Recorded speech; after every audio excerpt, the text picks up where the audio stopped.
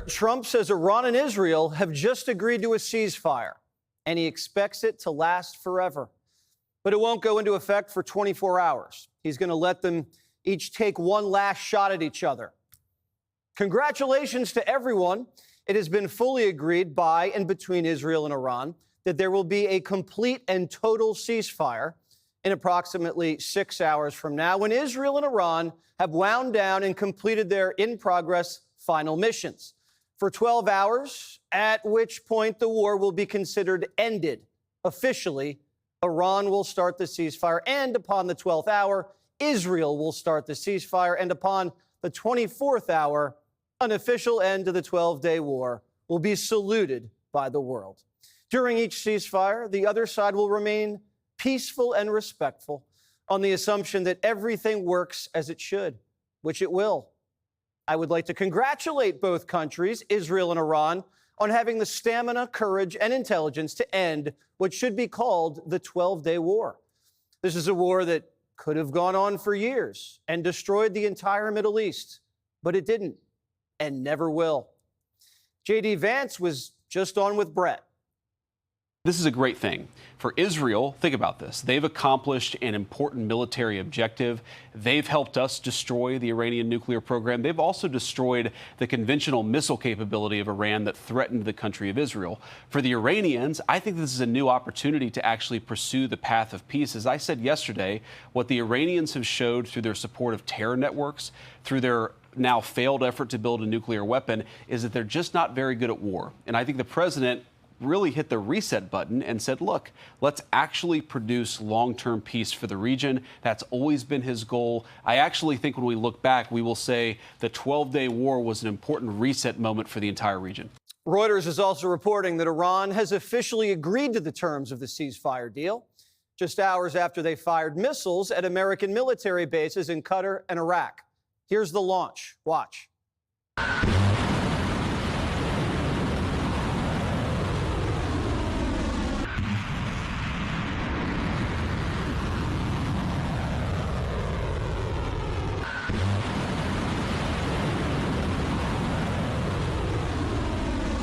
The president confirmed 14 Iranian rockets were fired, saying 13 were knocked down and one was set free because it was headed in a non-threatening direction.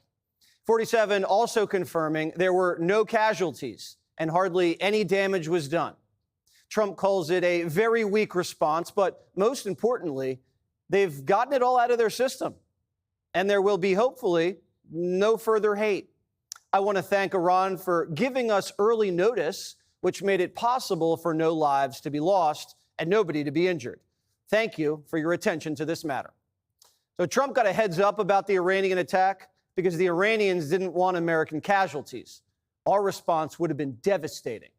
But the regime also had to do something to save face, especially so they can show the Iranian people that they're still in charge. So far, the mission's been flawless. No American casualties. The bombs hit their targets. No real escalation so far, and no mission creep yet. Trump gave the Iranians a deadline, and he gave peace a chance. But the president felt like the Ayatollah gave him the middle finger, figuratively, when he refused to meet him in Turkey for face-to-face talks. And that came with a price. When the clock struck midnight Friday, B-2 bombers took off on a 37-hour flight. But they were prepared. These stealth bombers have bathrooms, mini fridges, and microwaves. These guys flew from Missouri. They didn't land a single time.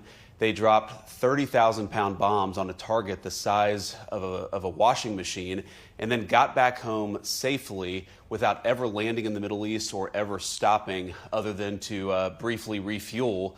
And, of course, they did that in the air. So it's really an incredible operation, a testament to the power of American military. Operation Midnight Hammer has been in the works.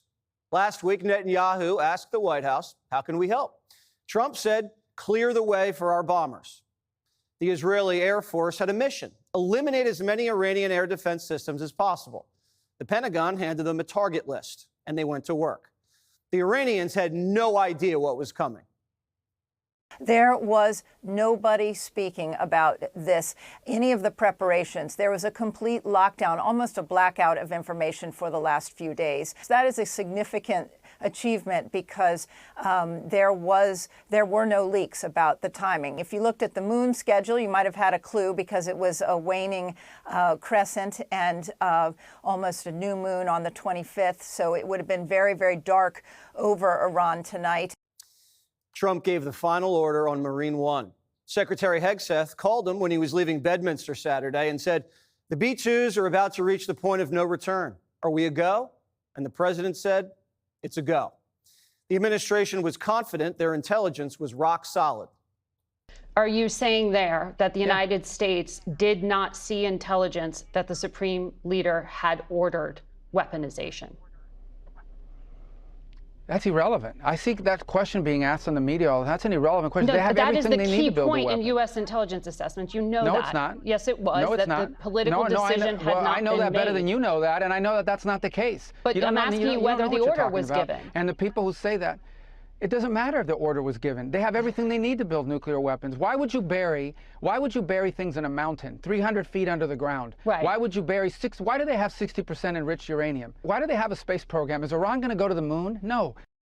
47 flew back to Washington and oversaw the mission in the Situation Room. The president was joined by his national security team, Hegseth, Rubio, Gabbard, Ratcliffe, and the chairman of the Joint Chiefs. Originally, a set of B-2s flew west to Guam as a misdirection. The others continued east, each carrying bunker busters. A nuclear submarine in the Arabian Sea fired first, 24 Tomahawks that took out Iranian defense systems. Then the B-2s, flanked by F-22s, dropped 14 bunker busters onto 3 key targets. The main Iranian nuclear sites, which included the famous Fordow facility buried deep underneath a mountain. The U.S. commanders say all 14 bombs hit their targets, leaving nothing but smoking craters. The chairman of the Joint Chiefs, General Raisin Kane, said the targets sustained severe damage and destruction. Trump said they were obliterated and were awaiting additional damage assessment. As the bombers left Iranian airspace, U.S. Navy assets fired Tomahawks to suppress anti-aircraft fire. All the pilots landed safely back in Missouri on Sunday night. The president came out at 10 o'clock Saturday and called it a success. Remember, there are many targets left. Tonight's was the most difficult of them all, by far, and perhaps the most lethal. But if peace does not come quickly, we will go after those other targets with precision, speed, and skill. Most of them can be taken out in a matter of minutes.